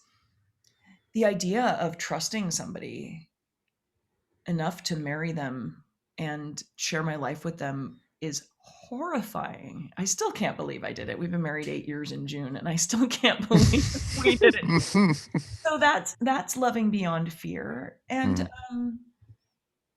Thunderdome is those, it's my baby, my kid, my legacy. And I have to love it enough to let go of it and watch somebody else do it. And I'm in the process of that. And it's awful. Mm-hmm. It's awful to wonder if you've done enough, if you've succeeded in bringing something to the point where it can continue without you. But I have to. So those are my three big ones. How about you? Can I ask? I didn't think you'd turn it on me. Wow, I'm totally unprepared. Nobody asked me any questions. Thank you for asking. I think, Rachel and I were originally going to do a podcast called Loving Beyond Fears. And I interviewed her, and I don't know what happened. We just didn't. We couldn't get our shit together. This was like almost a couple of years ago, or it was more than a year ago. Yeah, it was. Yeah, it was definitely more than a year ago. And we were going to do it, and it was because she's, as you know, she's been through a lot in the last few years. She had cancer and breast cancer, which I'm sure scared the shit out of you when you learned about that.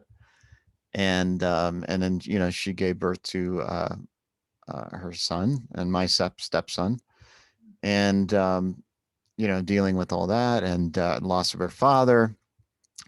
And she went through a lot, and I think we both had a kind of a experience of living in loss. Myself with my eyesight and hearing, and so in a sense we were both wounded lions. And what happened was is I for most of my life, especially as I lost more eyesight, I became more fearful and more scared, and I started isolating myself, and I really wasn't living. And for I would say for the past, almost, little less than 10 years, I just kind of stopped living, and I stopped, dating, having relationships, and every aspect, just everything stopped.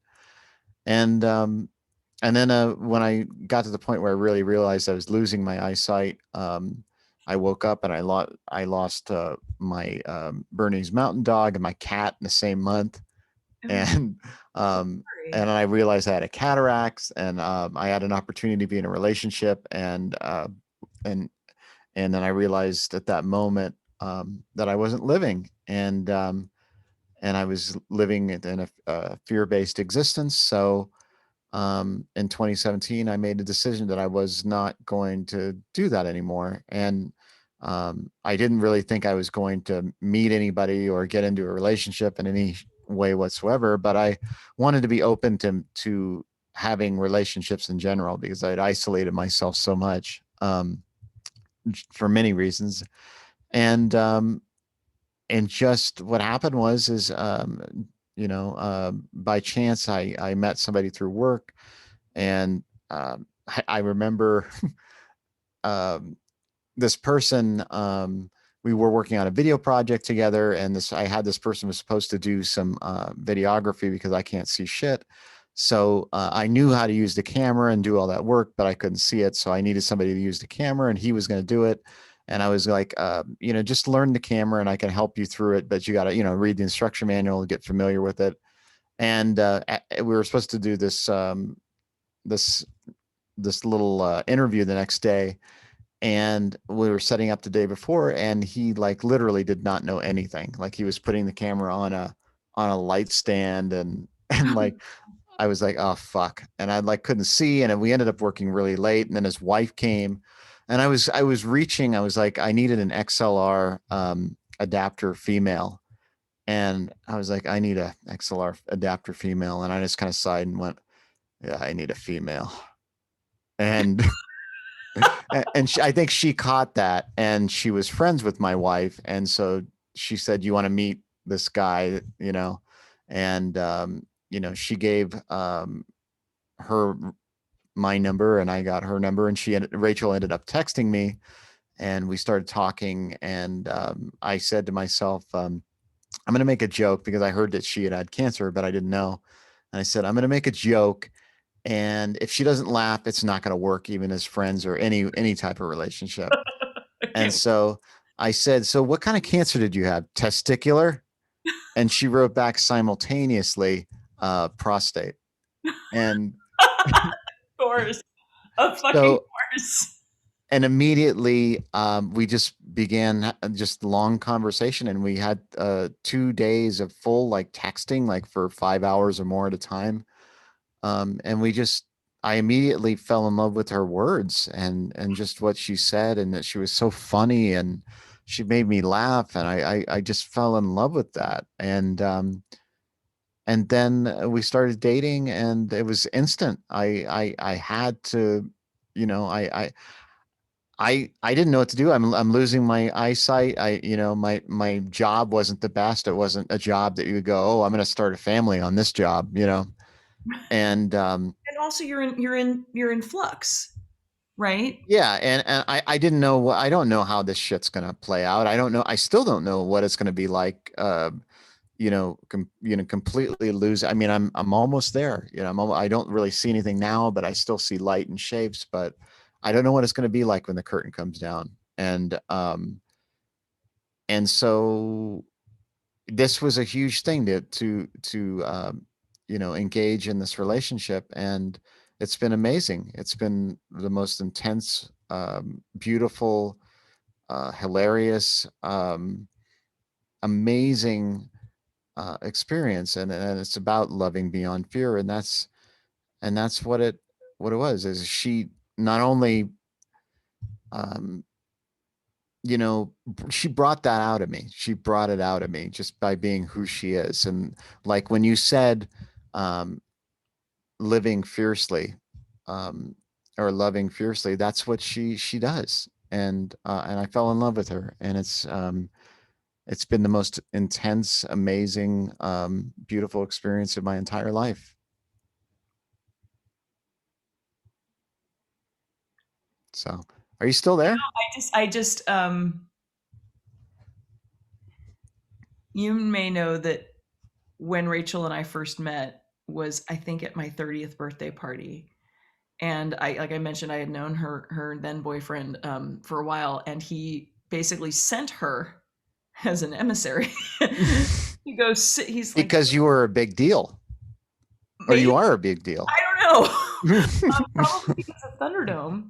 But it was 2004, and I only like I said, if the timetable is like I had only just started managing camp, right? But You were the matriarch. then it's then that's two then I was 20. No, I was not.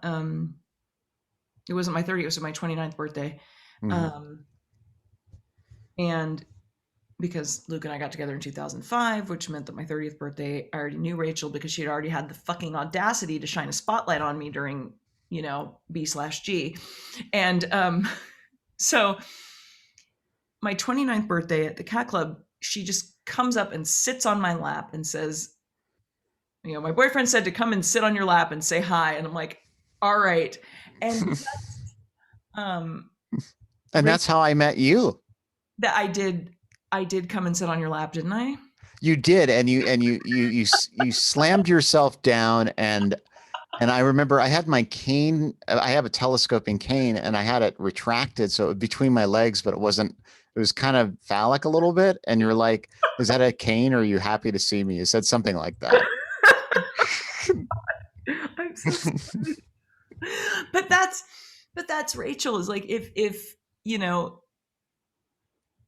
she loves fiercely, and the people she Yeah, she scares the shit out of me sometimes, but yeah.